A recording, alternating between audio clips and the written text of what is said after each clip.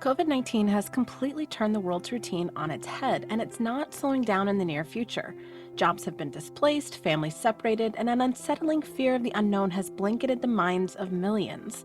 Like so many out there, I've turned to gaming as a solace, but it's not just new games that have kept my mind busy, it's already beaten favorites as well, but with a new twist.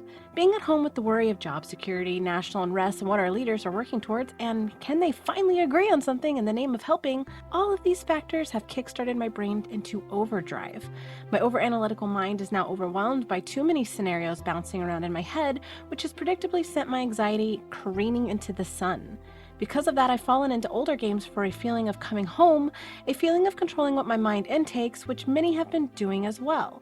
One thing I've noticed though is that with this brain shift, so did my perception of narrative flow and character development.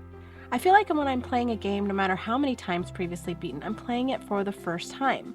A good example that I know people will poke fun at me for is about BioWare. I've played through the Mass Effect trilogy 31 times and the Dragon Age franchise 23. Jumping back into games like Dragon Age 2, where the common consensus is that it was too rushed with a slapstick story, I can't help but to see the beauty in it, which is something we've talked about before. The nuance of a character's body language, the subtle dips in tone, the carefully placed one-liners that provide an underlying layer of foreboding. This crisis has given me an understanding of the development and the creation process far deeper than ever before, which is a feat now that I'm coming up on 16 years working professionally in this industry. I've previously talked about why there's so much more to Dragon Age 2 than people initially see as a first impression, but this hyper-awareness has taken that opinion and given it a spotlight that has forced me to look at other games that I might not have enjoyed myself for the first time around. Ready for another controversial take, and one that I know will be met with, well, that explains why she liked Dragon Age 2, The Last of Us. The first time I played The Last of Us, I enjoyed the story and appreciated it for what it was, but I didn't see it as this groundbreaking experience that so many do. Their narrative, in some way, has been done before, and the mechanics irked me like something fierce. I still don't think it's that holy grail of gaming that the community praises it for, and that's a personal opinion that in no way invalidates other experiences.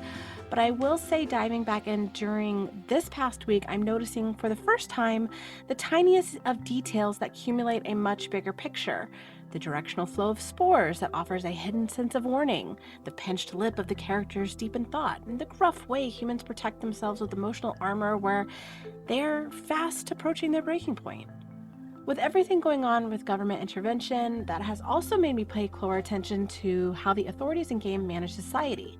The militant approach to controlling the spread of this illness, the heartless interruption of daily life and existential expression, I saw it as unrealistic, and therefore that broke the immersion for me the first time around. But the parallels that are seen now make me appreciate the detail of the car door slamming in the background, the curious NPC hovering at the window's edge, the progression of Joel as a character as he adapts to the changing climate following his own tragic loss. Games like League of Legends, I'm noticing more about player patterns and the color palette cohesion that offers a sense of calm aesthetically, paired up against the audio stylings designed to get players riled up. Games like Call of Duty with the tiniest added hitches when reloading, games like Assassin's Creed Odyssey with the special way that the sunlight glints off of Cassandra's nose, games like Animal Crossing New Horizons with its lulling music and almost ASMR-like grass rustling. Gaming has always been a treasured experience of mine, with over 30 years of being a part of this community. As a fiction writer in my off time, that also has allowed me to see a different layer of immersion in games, but right now, I feel like sometimes gaming can almost feel like an out-of-body experience with how much I'm able to take in and perceive how much that altered perception is changing the very foundation of how I approach narratives.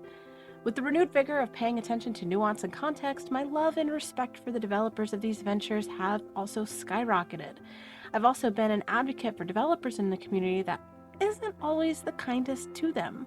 Their craft is exquisite and the layers of involvement are absolutely mind-boggling in a way I don't think a lot of casual gamers realize. With this heightened awareness that quarantine brings, my admiration for being with this community has become almost overwhelming, with every little detail in these digital journeys offering a little piece of each dev's soul and heart to the player to cherish. Quarantine is hard, what's going on is difficult, and we're all going to be different when we come out of this on the other side. Some of those changes will be adverse at first, while others will be stunningly beautiful. Just pay attention to yourself, your reactions, your evolution, and I promise we're gonna be just fine. Thank you guys for tuning in, and you can see more opinion pieces like this, features, news, guides, tips, and tricks over at primagames.com. You can also let us know what you thought about this video in the comment section below or over on Twitter at Prima Games. Thank you guys for tuning in, and we will catch you guys next time. Bye!